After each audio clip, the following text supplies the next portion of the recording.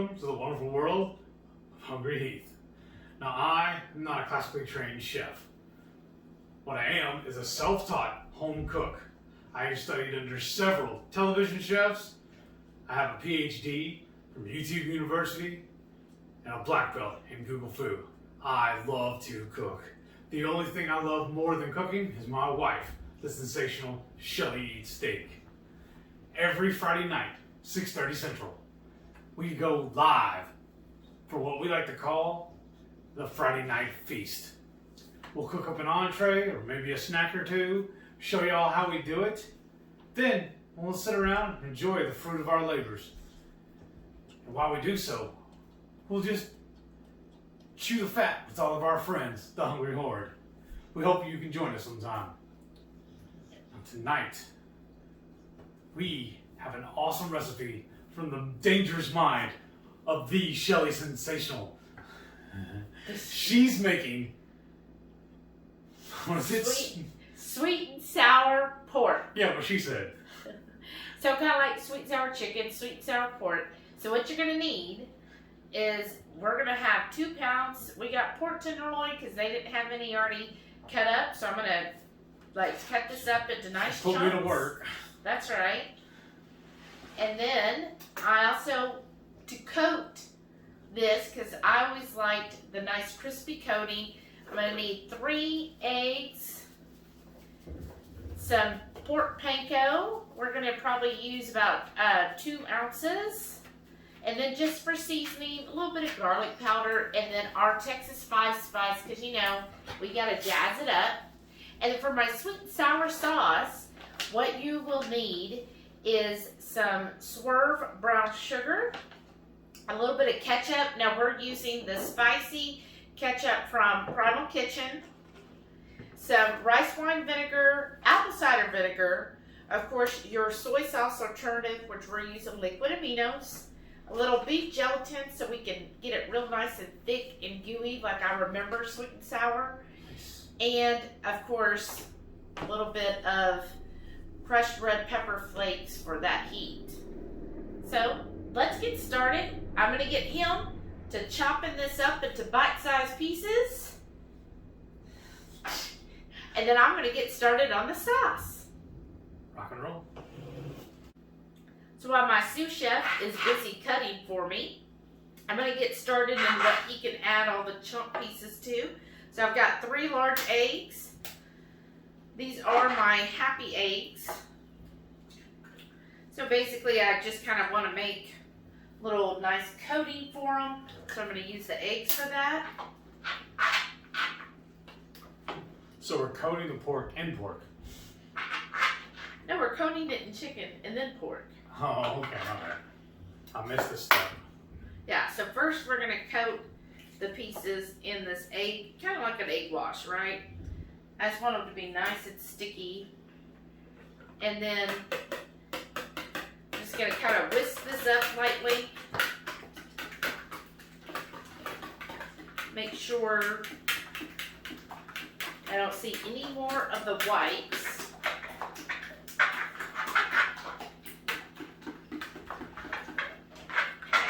And then I can put that in front of my darling husband so that then he can start throwing those pieces in there.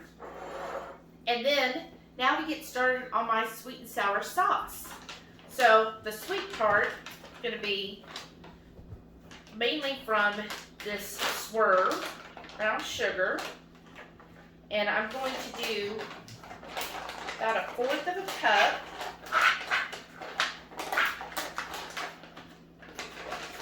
Ooh, that smells rich.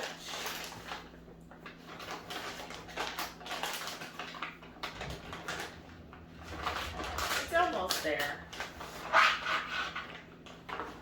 Okay. There we go. So 1/4 of a cup in a bowl. So I've put 1/4 of a cup of my brown Swerve into a bowl. And then I'm going to add 1/4 of a cup of rice wine vinegar. Bloop, bloop, bloop, bloop, bloop, bloop, bloop, bloop. That'll kind of mix in there with that. And this is where we're going to get our sour. So our sweet is from the brown sugar. Our sour is from the rice wine vinegar. And also some apple cider vinegar. Now I know this shows the cheapo brand of Hill Country, but we have the Mother by Bragg's. Yeah. And we just pour it off into this because it's just easier to transport to and from a hotel. It's a smaller bottle and it's plastic. Yeah. Then we don't have to worry about it accidentally breaking. Do you know how that is? Okay. So I'm just doing 1/4 cup of that vinegar. And then onto some more seasonings for the ketchup. I want to do 3 tablespoons of ketchup.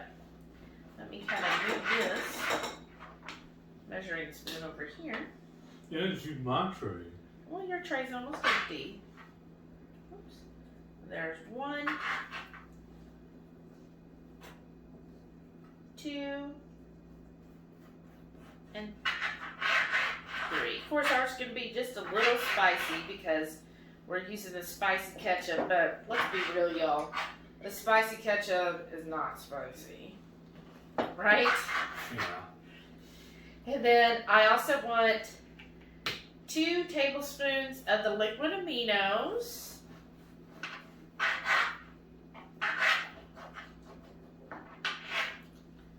And I'm going to pour that in there. Should be good. It smells good already. And then I want to do a tablespoon of the gelatin. So that's about 3 teaspoons. And I'm getting started on my sauce first because I'm going to let this chill in the fridge while I'm cooking our pork. Okay, and then I'm just going to start stirring this in. I'm starting with the measuring spoon because it still has ketchup and stuff on it, and you know I hate to waste anything. Alright, look, you got that cut up fast. Can we start now or what? Yeah, if you can with the mixer, just stir that all. No, but I should have done it with my hands. My gloves are still on. Well, I mean, the mixer's okay. Just kind of stir it all together. Ooh, this is smelling good, y'all. Mm-hmm. Okay, so now that my spoon, or my measuring spoon is almost cleaned up. Okay, use that tray again. And I just want to keep mixing this until there's no more lumps and I don't feel the grittiness from the brown sugar, because you don't want that. And then also that ketchup's what's going to give it that traditional kind of red color. Now it's not like neon red. Y'all know what we're talking about when you go and get the sweet and sour and have that neon color. And it's like, that wasn't like the real color that it's supposed to be. That's not natural, right? You okay? Yeah. Oh, okay. I'm falling asleep. You're falling asleep already? It's just been a rough day. Oh, I bet. How are y'all been doing today? Are you excited about this recipe as much as I am? Yeah. I'm really excited. I used to enjoy ordering sweet and sour. Usually I would get chicken. He would do the pork. Yeah. Just, chicken's not as filling. Right, and I don't know, I guess I was always kind of like cautious of like pork out at a restaurant because I was always concerned it wouldn't be cooked well enough. And I don't know, I was probably not needed, but so I always felt safer with chicken, which I don't know. They can cook that wrong too though, right? Right? But we were thinking of, what we could do with pork that's something different. And I realized, all the Asian dishes we've made so far have all been with chicken. Right. I'm like, that seems a little biased to me. let's do one with pork. Yeah. And then maybe we'll do an Asian dish with beef one time. We thought about beef and broccoli, but we don't eat broccoli. No, we don't. Even before. Yeah, even pre-carnivore, I didn't like broccoli. Those no. fake little trees. What would you eat at, that was a beef dish that was Asian? Ribs. At an Asian restaurant? Yeah, the little short I thought ribs. those were pork ribs. But you can do beef too. You can shave them the same way, or I just season them with the... What was another beef dish you got? I don't remember, honestly. Just some kind of like stir fry. Or like when we went to like Benihana or something like that, I always got the little steaks. Well, Benihana, though, is Japanese. Well, it's still Asian, though. So that's what you said was Asian. Well, I did. Okay, Chinese food. All right. Like at a Chinese buffet, what would you get? Usually the chicken and pork. I get like the chicken wings, or I get the shrimp. Like the one I used to go to down south. Uh-huh. I went with my grandparents every Sunday after church. Uh-huh. And the main reason we picked that restaurant is because they had all-you-can-eat, peel-and-eat shrimps. Oh, wow. And we always got a little extra plate to put all of our shells on. And the waiters would always come take that that plate. My grandpa would get mad at him and just start throwing the shrimp shells right on the table. That'll show them. That's where they want it. They keep taking my plate. Okay, I'm just going to do a little taste test of this.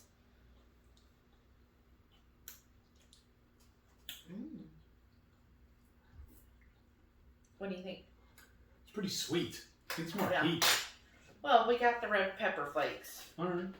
So I'm just going to do this Doctor it up on here.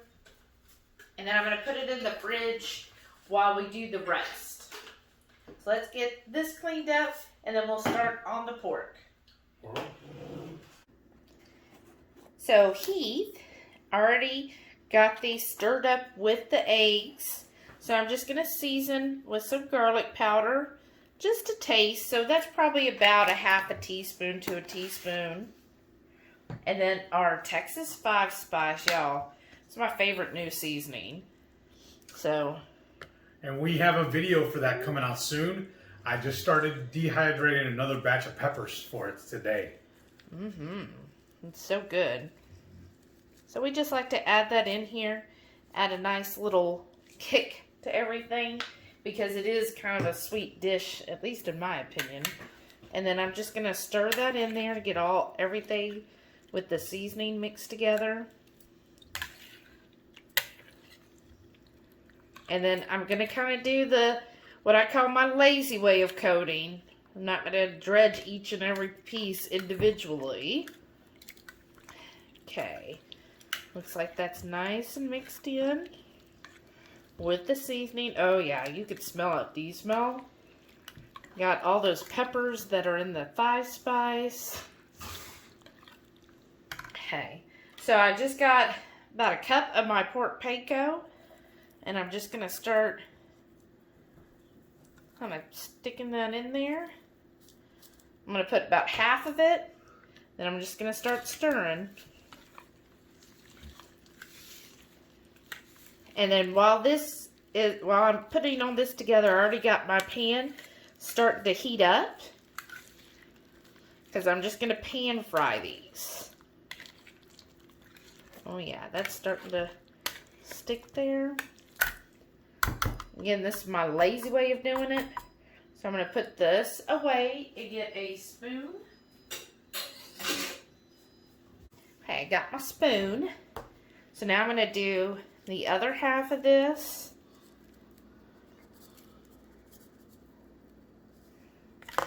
And I'm just going to keep stirring this. It does get a little heavy.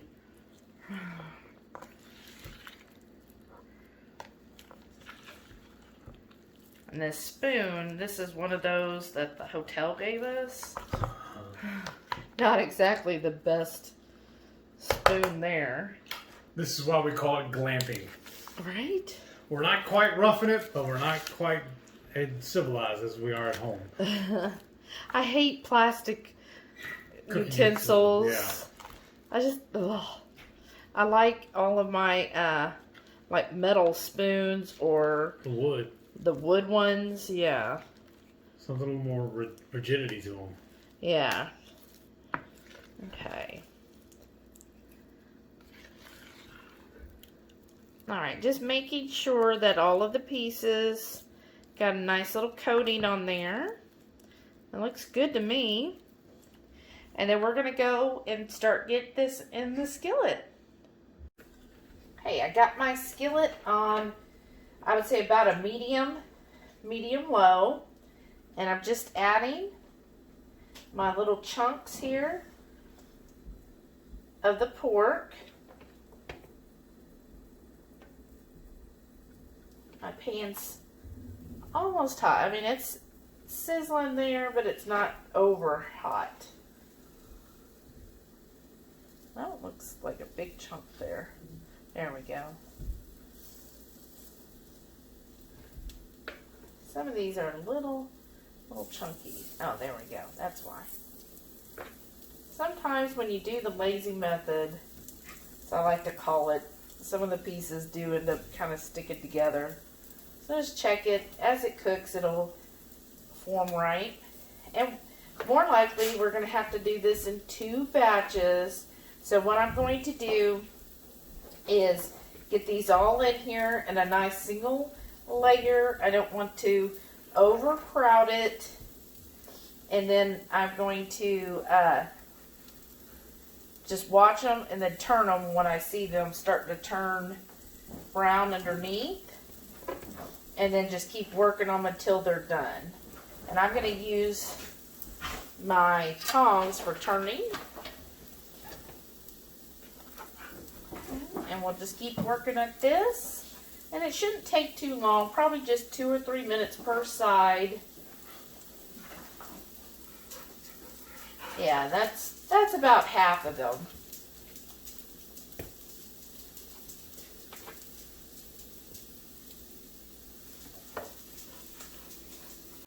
So Heath and I were talking, and he was like, well, since you're having to wait for the others, why don't you try to do some in the air fryer and see how they turn out? So I'm going to put some in, do it for about 5 to 7 minutes and check on them at 400 degrees. Okay, so I had these going for about 8 minutes. I think they turned out decent. That looks good. So I'm going to plate this up. Yeah, some of these look really nice and crispy. Oh, okay. So, you know, you could do the air fryer if you didn't want to do a skillet. So that's definitely an option for you. So we're about done with these. I'm just going to start getting everything plated up at this time. And then we'll be ready to taste. That's our favorite part. This looks like, you can't even tell this is pork rinds on here. This is like regular breading. This is so inventive. I love it. Pork rinds for the win, y'all. Yeah. Pork fried in pork.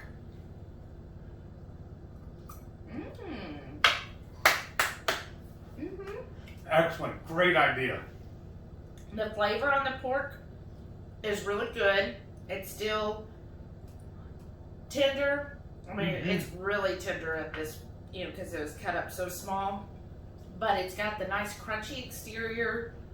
Now, you could be as anal as you want. If you want to roll each one in the pork rinds, you can. That's really OCD, though. You know, it's a Monday night. I just want to get it done, so I do it the lazy way. But I like, you get the garlic flavor. It's got just a little hint of spice, right? Yeah. Oh, that's thick. It's like when you let it sit in the fridge, it's thickened up. Well, it's all that gelatin. Yeah. So, y'all, if you see this, it's kind of like almost like applesauce, right? Yeah. Consistency. Wow, I bet this would be really good. We do some Asian style ribs and then glaze it with this. Right, you could. Oh, and we're doing that pretty soon. The beef gelatin. So here it is with the sauce, and I add a little bit of crushed red pepper on top. That's money. You're amazing. Wow. got that sweet and sour. You could taste the sweetness. To me, it was really sweet. But it's like the right consistency. It's that kind of, what'd you say, like blobby, jelly type. He reminds me of, you're going to think I'm crazy, but when I used to go to McDonald's to get the chicken nuggets, the sweet and sour sauce, how thick, and soupy, it was soupy but thick at the same time. That's what this reminds me of, the same consistency. Mm-hmm. I think the only thing that would have made it better, honestly, some like grilled sliced jalapenos in the skillet to go with it. Oh yeah, that would have dressed it up to do some jalapenos with this. Well, I just figured when you were making the sauce, it'd be a lot hotter than it is, but this will eat. I like it. Well, the sauce. I ain't gonna throw rocks at it. Really, the only spicy stuff in the sauce is the spicy ketchup, but you can use regular.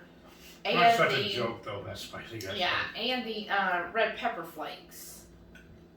But I like that you get the sweetness, the tartness. Mm-hmm. It's not really sour, but it's tart. You get a little tart kick at the end, right? I know what I want to do with it also. This is so good. I'm going to grill up some chicken breast and glaze it with this sauce too. Mm-hmm. That'd be really good too. Mm-hmm. If there's any of this sauce or even a pork chop. Yeah. So I season it the same way you did the bites here and then glaze it with that. Yeah. Yeah, the pork chop would be good. One of those real big thick cuts like we get at the farmer's market from that one farm. Yeah. I think his would be really good done this way. Yeah. I'm impressed with that. Really As a keto sweet and sour sauce, I think it turned out really good. It's perfectly sweet. Yeah, to me, it's a little bit too sweet. I would probably even do like an 1/8 of a cup of the brown sugar. But I think it's got a good tartness to it. It's a good balance of sweet and tart. It really is. Yeah, I really like that. And you just made this out of your head. Pretty much. That's awesome. I was thinking of what generally makes up a sweet and sour sauce. This is amazing. But I think this all turned out really well. You know, for a quick, easy, like this took under an hour. So for an easy weeknight meal. Yeah, especially on a Monday. Yeah, and you could do it in the air fryer too.